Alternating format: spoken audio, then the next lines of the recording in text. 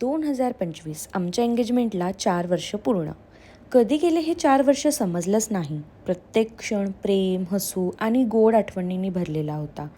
आणि या प्रवासात आमच्या आयुष्यात आली आमची गोड परी म्हणजेच आरना. यावर्षी आम्ही आमची ॲनिव्हर्सरी घरीच सेलिब्रेट करायचं ठरवलं. घरात एक छोटासा पण सुंदर सेटअप केला. मस्त टेबल सजवला, घरातले सुंदर फ्लॉवर पॉट ठेवले आणि इथे वैभवने आणलेली सुंदर रोज बास्केट ठेवल्यावर तर वातावरण अजूनच खास झालं. कॅन्डल्सच्या प्रकाशात सगळं खूप रोमॅन्टिक दिसत होतं. मी आमच्या दोघांसाठी घरीच पास्ता बनवायचं ठरवलं.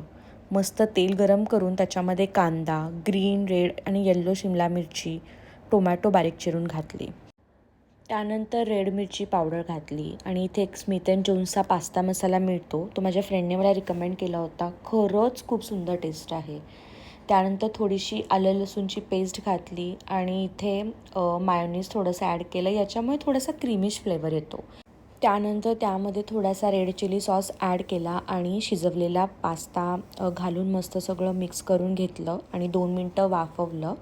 तर इथे आपला एकदम यम्मी पास्ता तयार आहे. ड्रिंक्समध्ये काहीतरी खास म्हणून चॉकलेट शेक बनवला. नेचर बास्केटमधून घेतलेली चोको पावडर, थोडंसं व्हॅनिला इसेस आणि थंड दूध. एकदम यम्मी आणि झटपट इथे शेक तयार झाला होता. हा न्यूट्रिप्रोचा ब्लेंडर आहे. याच्यामध्ये खरंच खूप छान शेक तुम्ही बनवू शकता. आम्ही मस्त डम्पलिंग्स आणि पेस्ट्रीज ऑर्डर केले होते. आम्ही ते सगळं मस्तपणे सजवलं आणि इथे अरुणने पण आम्हाला जॉईन केलं होतं. छान गप्पा, हसू आणि आनंदाने आम्ही ती संध्याकाळ अनुभवली.